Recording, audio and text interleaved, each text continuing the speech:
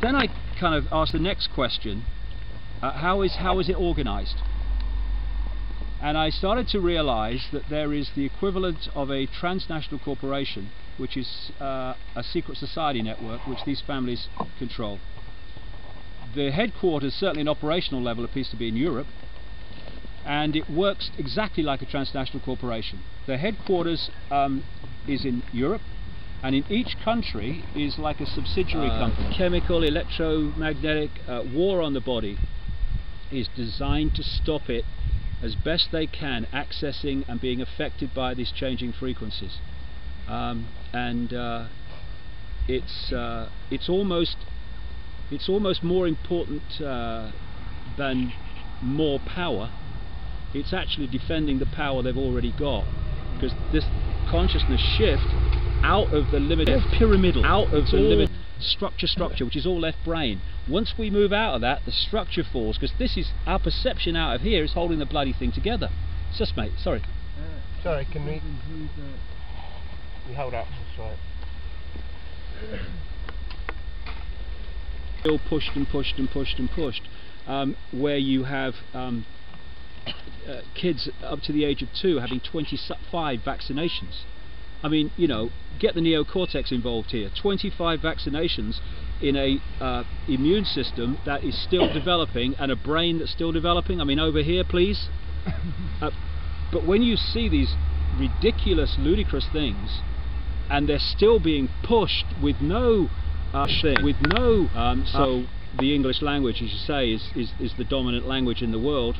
And I mean, as I travel to different countries which have very, very different languages to English, the second language again and again is English. I mean, I went to Croatia recently, and I never met anyone that didn't speak English. So it is rapidly becoming a universal language. And it's another alarm bell is when families sit atop the banking system, the transnational corporation network, the political parties that have any chance of forming a government, the oil cartel, the pharmaceutical cartel, so on and so on. They control medicine because Big Pharma does that. So that was the first level, and I didn't know where this was going. I just realized that was happening. And of course, through globalization and centralization programming us in a way that we don't really understand. But these people understand words. They understand words, they understand their meaning, they understand their vibrational effect. It's amazing when you see the multi levels to which we are manipulated, that there's people waking up beyond it, despite it. That's the power of consciousness, and that's what they're terrified of. That's what they're terrified of. Can we'll put the mic at you, say that again. Sorry, business cards where she was trying to find a number to call work, because she knew there was something needed to be done to help her by this time. And she said, I looked at the business cards and I looked at the phone, and all I could see was squiggles. She couldn't see any numbers, she couldn't see any kind of words or letters, and she said I had to go through go through a new world. Totally different. Yeah. And that means stepping out of the left brain. Yeah. This lady, Jill Bolte Taylor, when her left brain shut down, she went into this what she called La La Land, where nowhere did anything cease to be anything else. Everything was everything. And interestingly, she talks about trying to where you're going to perceive reality from, and you're going to live a very limited version of who you are, what possibility is. Are you aware of the work of Dr. Milo Wood? I've heard the name.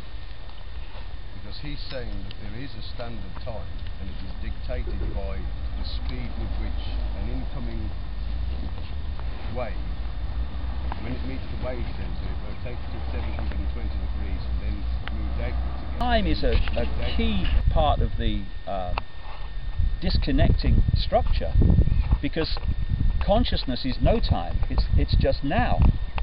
So if you're coming from a perception that time is real, then already there's a big disconnection here between where the vibrational state that you're in. Time is real, and this is real time, and all the rest of it, and everything's in a sequence, and consciousness, and consciousness through the left brain that we construct the illusion we call time. Because what the left brain does is it takes events and turns them into a sequence, because that's what it does. It is all about sequencing everything. The speed that it does that, or our perception of the speed that it does that, decides if time appears to be passing very fast or be passing very fast. For preschool kids, because of course the great expression of the right brain, which connects us out, sees the unity of everything, is play, because play is imagination and flowing with creativity. So what some teachers are saying now is, where's the time for kids to play? Exactly, but that's the idea. The idea is the idea. You have to go through a process of education and exam passing up through college and university and on, then into your specialisation, medicine or science or whatever. And all those exam passes, all the way through the formative years of your life and up into your 20s, are all aimed at the left brain. They're all aimed at activating that. And this is the reason why the government is trying to bring in, or intends to bring in, is in the process to bring in. You know, most people, like I said earlier, are locked into perceiving the world through the five senses, which is fine, because that's what we're here to do, but only through the five senses. And through the left brain, which sees everything in terms of sequence and language and structure and apartness. So if that is our point of awareness, and of course to get into high levels of science, we don't have to seek to find consciousness. It's what we are. What we've done is allow barriers, vibrational barriers, belief system barriers, survival mechanism barriers, to get in the way of our awareness of that consciousness. And what's happening now is that when we talk about a consciousness shift,